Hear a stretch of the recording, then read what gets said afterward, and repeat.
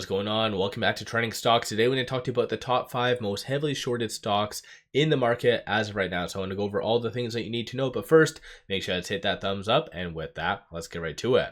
So starting off with stock number 5, tickers XPON. Friday did get hit quite hard, down 24.64%. Over the last 1 year, down 99.37%, and in 2024, down 99.52%.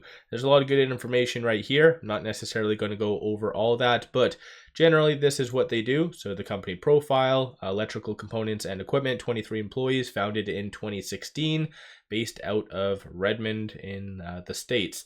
But 48.02% of the free float is being shorted. Works out to be 254.46 thousand shares overall are being shorted. So that's kind of what the market likes to have, is a heavily shorted stock, low float. So again, that might something could come from that. But 18,000 shares were returned on Friday. Cost to borrow average is fairly high, 200.43, and then utilization is 70.74. As well, there's a lot of good information up top here that you can always pause and go through. But one thing that I like to look at is the available shares, and through IBKR does indicate around 10,000 shares is available to be shorted. Somewhat limited supply, so typically what you do see is larger entities buying up the stock for the purposes of lending out shares. Not necessarily the best, but essentially this would be adding some buying pressure. If you combine that with market sentiment, hopefully turning positive, macro conditions, data points coming out, then you could have somewhat shorts returning. And once again, with it being heavily shorted, you never know what could happen as far as a squeeze. Moving on to stock number 4, ticker TNON, did go down 3.56% on Friday. Over the last 1 year, down 87.68, and in 2024, down 78.56. This is what they do. So healthcare equipment, 21 employees, founded in 2012, based out of Los Gatos, if I'm saying that right, California.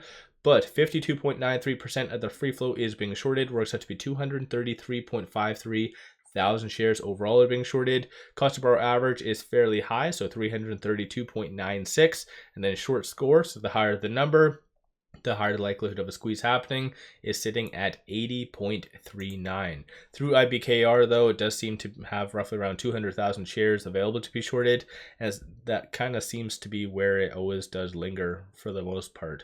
So this is stock number 4. Moving on to stock number 3, tickers PLRZ.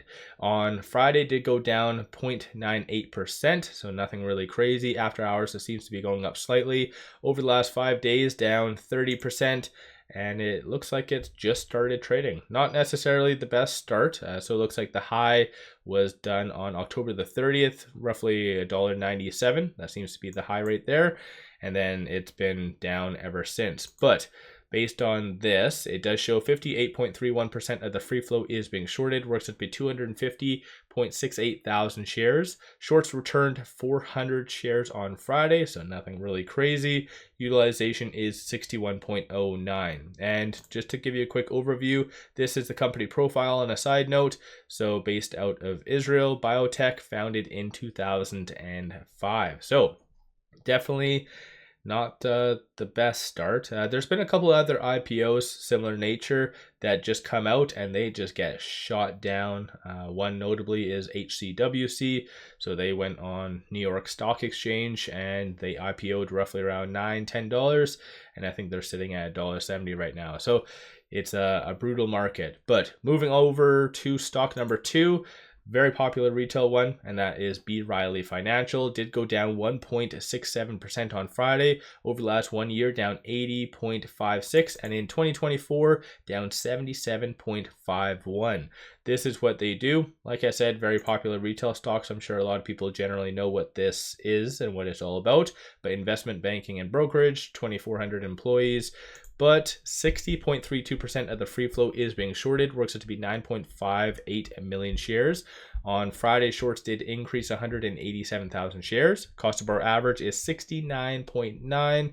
And on a side note, if there's any information up here or that I go over that you need further clarification on, feel free to drop a comment and I can break that down for you. But Based on this, it does show that shorts have actually been returning quite a lot, roughly from around 86% short interest to a recent low of 55. So shorts have definitely been returning quite a lot. Hasn't really appreciated the stock price all that much, but they are starting to get back in. So potentially with good market sentiment, like I said, you could see a little bit more of a reduction in shorts. So that could hopefully cause a bump up in the stock price. Moving over to stock number 1, and that is ticker AFYA. Did go down 0.96% on Friday. Over the last 1 year, down 14.09, and in 2024 down 27.02. This is what they do. So educational services, founded in 99, based out of good old Brazil.